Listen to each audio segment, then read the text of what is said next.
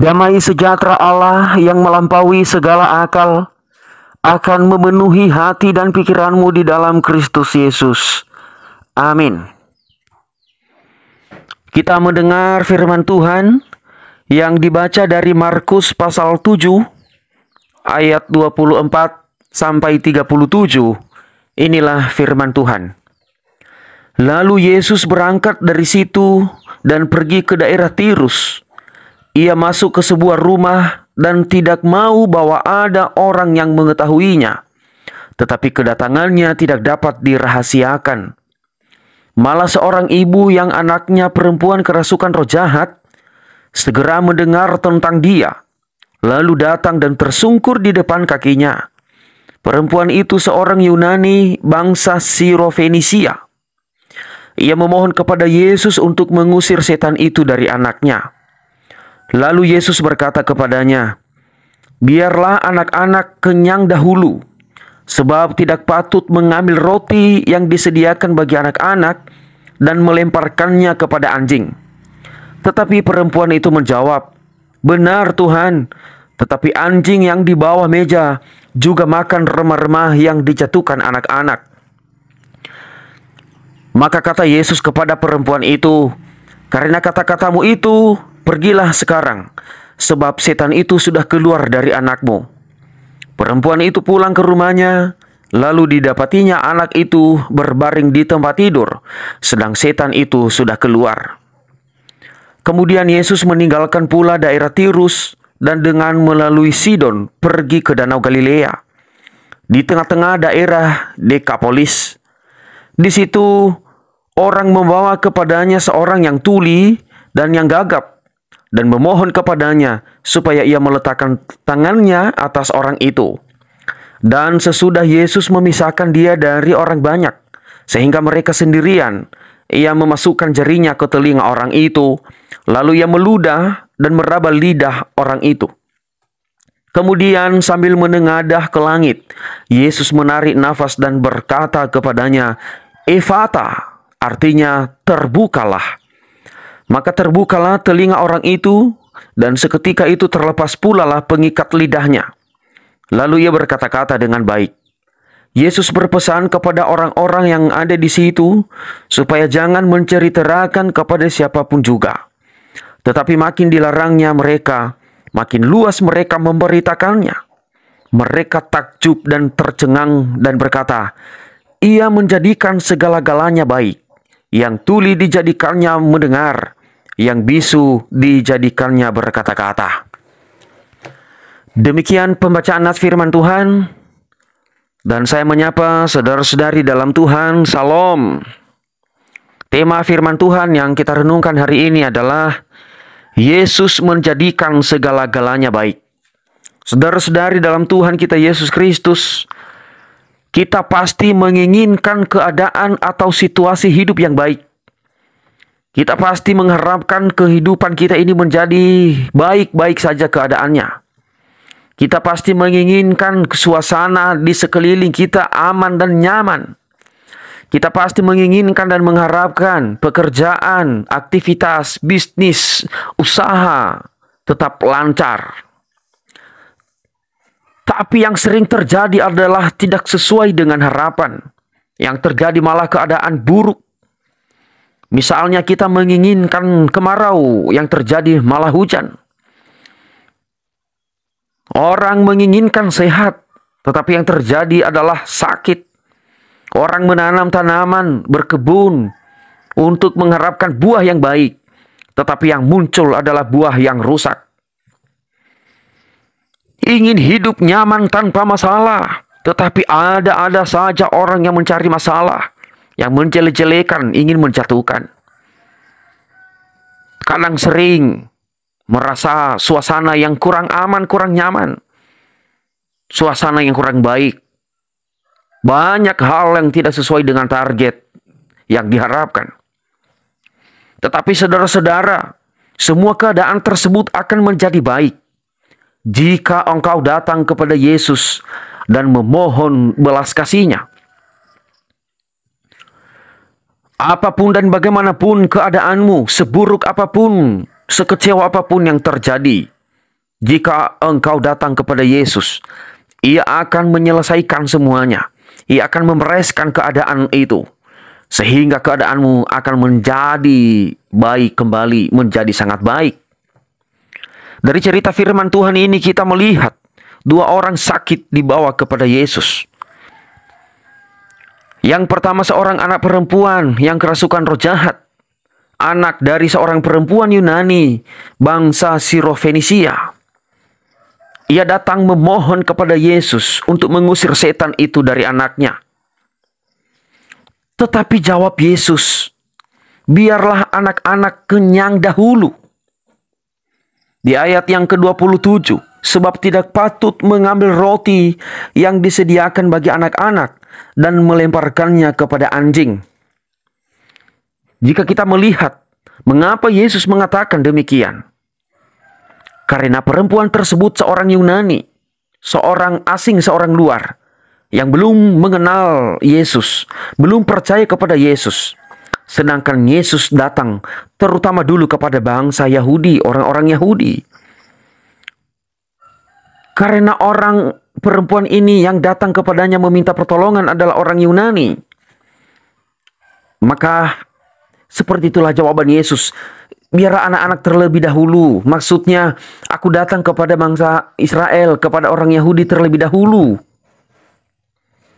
Dan makna daripada jawaban Yesus ini kemudian adalah untuk menguji kepercayaan perempuan itu. Karena dia orang luar, orang yang belum mengenal Yesus. Ia menguji dan melihat benar tidak ia percaya kepada Yesus. Tetapi setelah perempuan itu percaya, ia percaya kepada Yesus dengan mengatakan, benar Tuhan, tetapi anjing yang di bawah meja juga makan remah-remah yang dijatuhkan anak-anak. Itulah iman percaya perempuan itu. Yang maksudnya begini, walaupun Yesus datang hanya kepada orang Yahudi, tetapi paling tidak setiap orang yang datang percaya kepada Yesus juga, siapapun dia. Itulah yang dikatakan sebagai remah-remah yang jatuh di bawah meja. Pasti dia juga mendapat belas kasihan, mendapat pertolongan daripada Tuhan Yesus. Dari kata-katanya yang penuh iman dan percaya tersebut, Yesus mengabulkan permintaannya dengan mengatakan, pergilah, karena setan itu telah keluar dari anakmu. Itu yang terjadi kepada perempuan itu. Sekali lagi, karena iman percayanya dari kata-kata yang ia ucapkan, maka Yesus mau mengabulkan permintaannya. Saudara-saudara, Yesus menjadikan segala-galanya baik. Ia tidak memandang siapa kita. Ia tidak melihat siapa yang datang kepadanya. Ia hanya meminta iman kita. Ia hanya menginginkan imanmu, mengharapkan iman percaya manusia kepadanya. Siapapun yang datang kepadanya jika penuh dengan iman, ia akan menerima dan ia akan menjawabnya. Dalam keadaanmu yang buruk, dalam keadaanmu yang sulit, siapapun engkau, datanglah kepada Yesus. Ia pasti rubah hidupmu menjadi sangat baik. Bawalah kehidupanmu, pergumulanmu yang sedang tidak baik-baik itu. Datanglah tersungkur kepada Tuhan, memohon kepadanya dengan penuh iman. Tuhan pasti akan menjawab, merubah hidupmu menjadi lebih baik. Kedua, dari firman Tuhan ini kita melihat seorang yang tuli dan gagap dibawa kepada Yesus untuk disembuhkan. Yang dilakukan Yesus adalah Yesus memisahkannya dari orang banyak. Kemudian Yesus seperti ada sesuatu yang ia lakukan, yaitu meludah dan meraba lidah orang itu. Kemudian ia teriak, Efata, yang artinya terbukalah. Kenapa Yesus melakukan hal itu? Karena Yesus yang lebih tahu apa yang harus ia lakukan bagi seseorang. Yesus yang lebih tahu apa yang harus ia lakukan, apa yang tepat ia lakukan kepada seseorang yang datang kepadanya, memohon belas kasihnya untuk mengubah hidup yang buruk menjadi baik. Tapi yang pasti, Yesus melakukan semua itu demi kebaikan. Apapun yang dilakukan Yesus, bagi kita setiap yang datang kepadanya, berbeda-beda cara Yesus menjawab. Berbeda-beda tindakan Yesus mengabulkan. Tetapi semua itu, Yesuslah yang lebih tahu apa yang lebih tepat bagimu. Yesuslah yang lebih mengerti apa yang harus ia lakukan untuk mengubah hidupmu.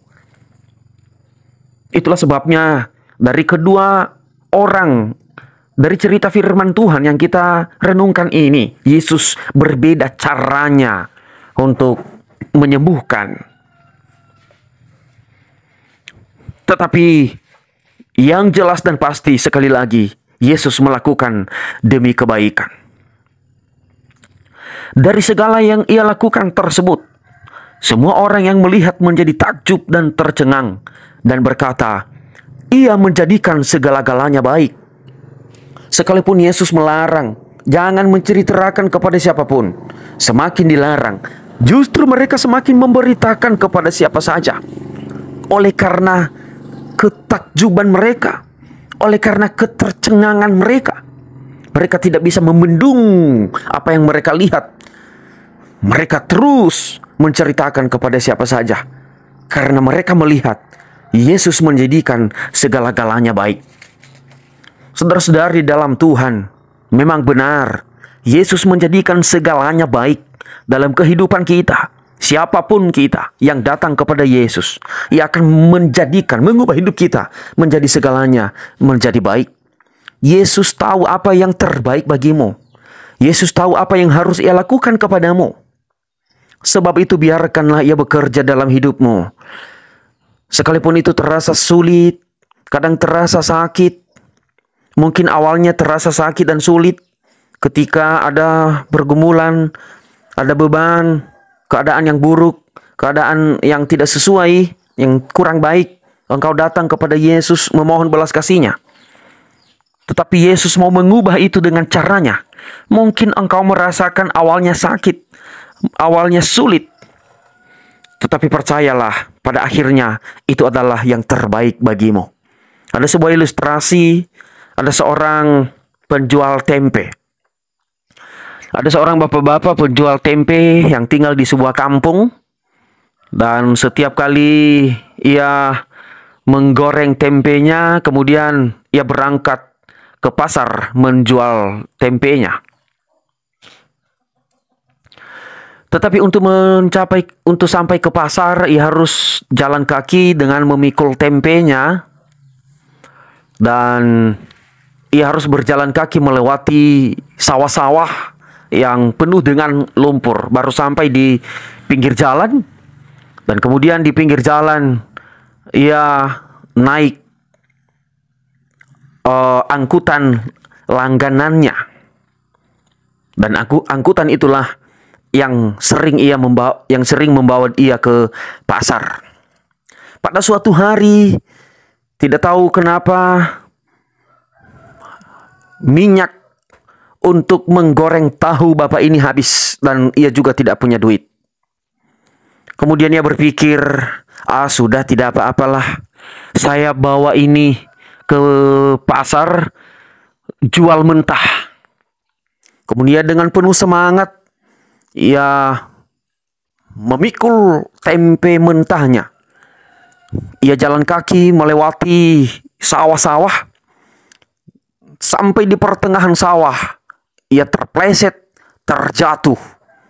Sehingga seluruh tempe-tempenya tadi jatuh ke sawah dan tidak bisa digunakan lagi. Karena ia terpleset dan terjatuh, barang dagangannya menjadi rusak.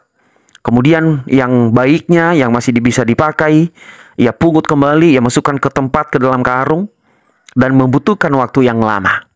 Karena ia lama memungut, akhirnya angkot atau angkutan langganannya meninggalkannya. Tidak sempat. Dengan sebagai manusia, ia sedikit kecewa kenapa semua ini terjadi. Ia mengeluh dari rumah, minyak habis. Niatnya menjual mentah. Tetapi sampai ke tengah jalan, ke sawah-sawah, kepleset. Sesaat ia mengeluh dan bertanya kepada Tuhan, kenapa ini terjadi? Dan kemudian ia memungut yang tempenya yang sudah hancur, yang masih bisa digunakan lagi, ia masukin ke dalam karung, dan ia kembali ke rumah. Setelah sampai ke rumah, tidak lama kemudian ia mendengar mobil angkutan langganan yang sering ia tumpangi itu telah terjadi kecelakaan, jatuh ke dalam jurang, dan semua penumpang meninggal.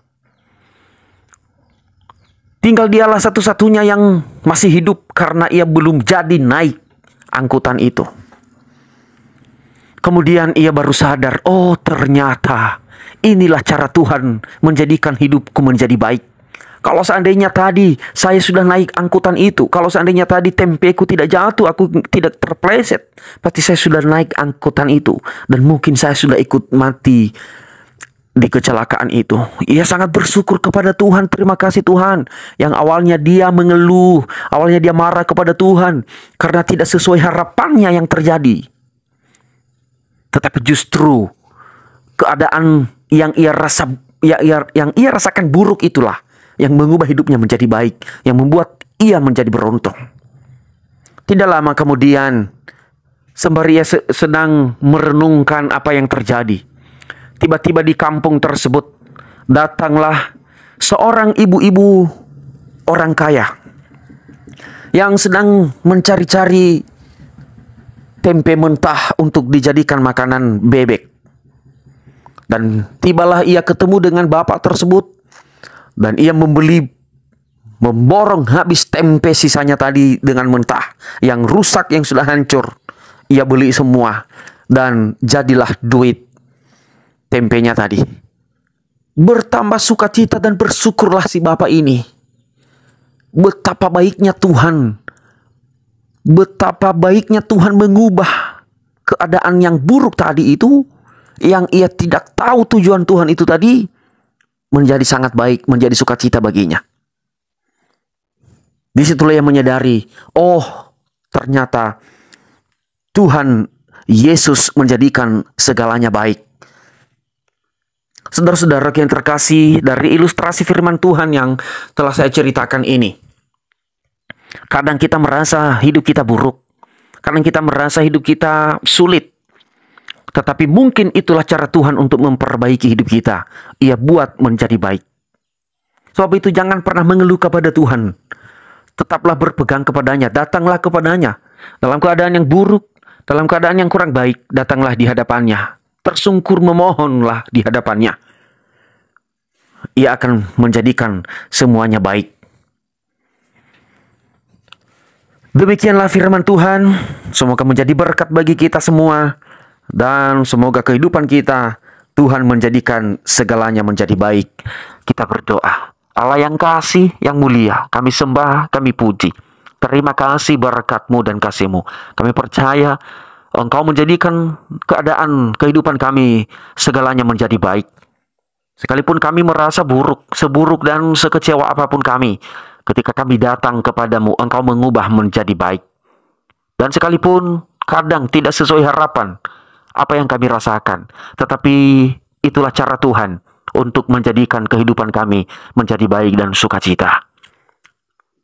Terima kasih Tuhan. Dalam nama Yesus kami berdoa. Amin.